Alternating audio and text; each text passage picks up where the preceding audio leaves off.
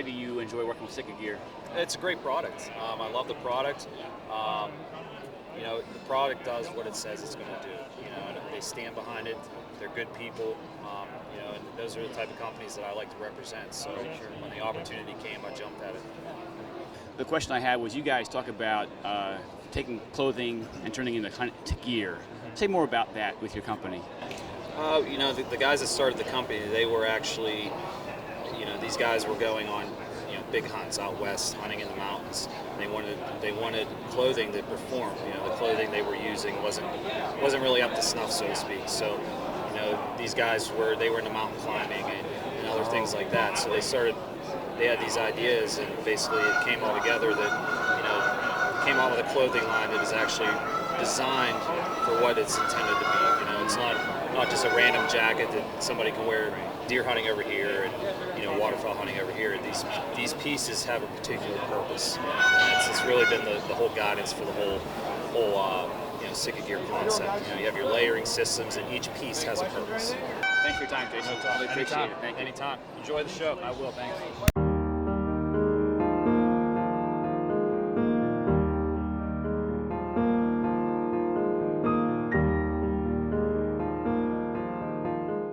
Tom, why are you so passionate about wanting to help hunters be able to film their hunts?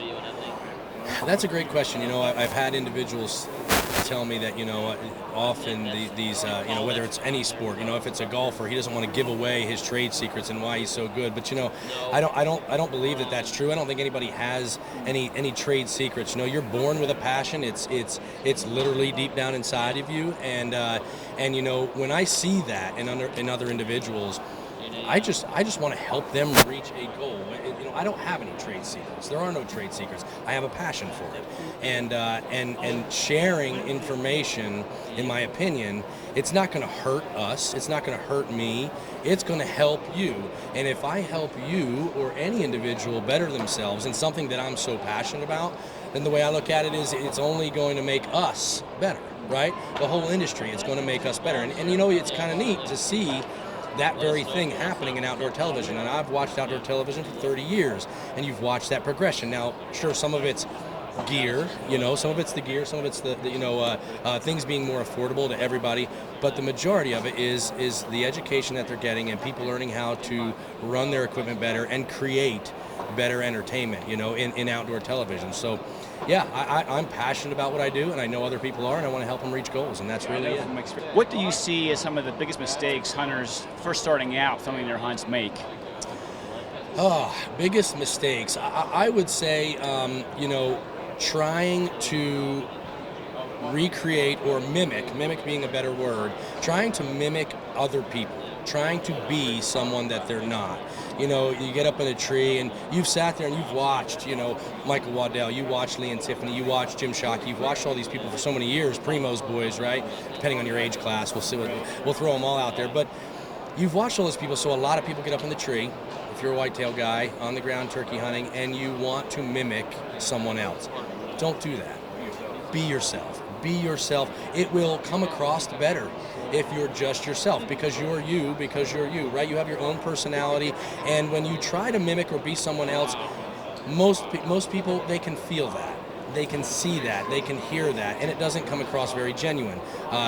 You know, I like genuinely passionate individuals that want to be themselves and separate themselves, and I think that those people are the ones succeeding nowadays more than anybody, because if you try to mimic somebody else, you're going to blend in with the tens of thousands of other people out there doing it. Be yourself, and yourself might shine. So I think that's the biggest mistake. Tom, for a guy like me who's been through your 4-day field education class back in Ohio at Jurassic Park, and now having a little bit of experience, what would you say is the next step for guys to really try to get into the hunting industry then? Sure. A couple things. You know, again, one of those hunt, learn, compete events we talked about, that could be like a next step for a guy to get his hands on the actual producing of a show. Forget what he or she is going to film while they're there. I mean, that's one thing, but then to also watch us produce our show and just kind of absorb there is I think pretty important there. Sorry. But outside of that, you're doing it. Right here, right now, you're doing it, and I've said this. You've probably heard me say this in the school as well.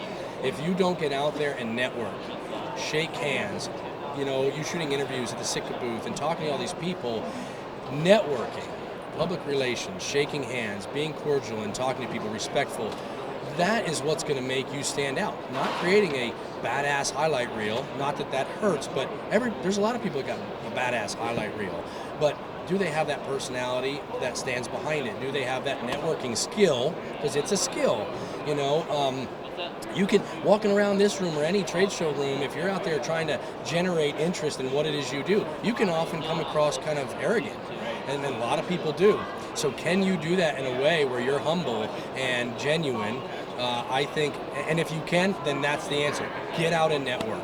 Network. Shake as many hands as possible and attend things like our schools. And I'm not saying only our schools. There's a lot of things out there like it that you can do. Get out and attend things like that, because that's what's going to make you stay top of mind to those individuals that matter and that will get you connected, aside from us. So, yeah, I think networking, period.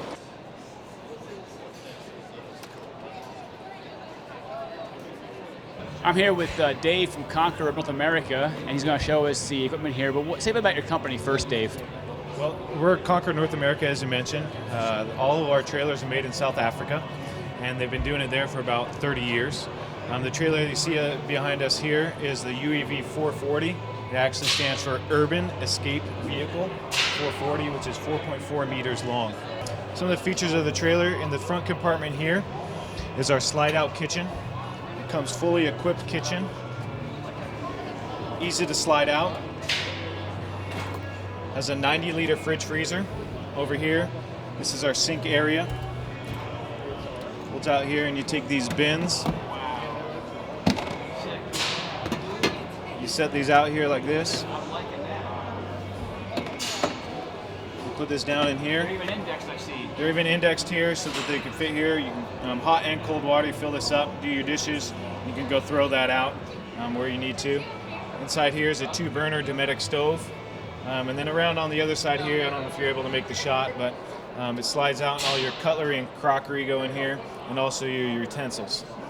On this little box here is a positive pressure cabin system. So when you're going down a dusty road, you turn this on, it pressurizes the cabin, and it keeps all the dust out of your trailer. Opening up inside here is our kitchen area.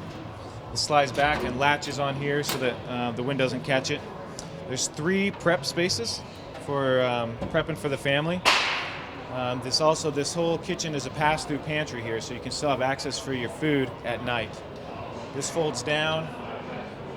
I'll do the bottom one first, a little bit easier first. These little catches here. And then this folds down to form your bar area. You can put whatever you want in here. Spice rack here. More prep spaces here.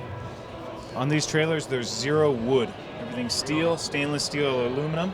We have a hot dip galvanized frame with E-coated steel and aluminum, and then we powder coat it.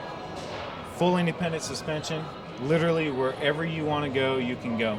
But they've been all over Africa. They're proven in Africa, and they've exported to Australia for a number of years also.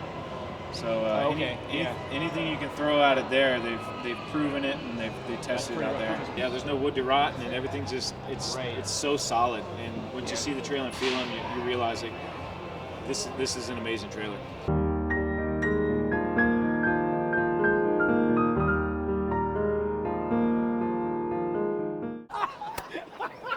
I just thought that. I was like, Hey, listen, Bob is a video school student. One of the first rule of video school is press record, Bob. And saving editing, right? Mix it in Sorry, post and Tom. press record. Oh, my Lord, that's funny.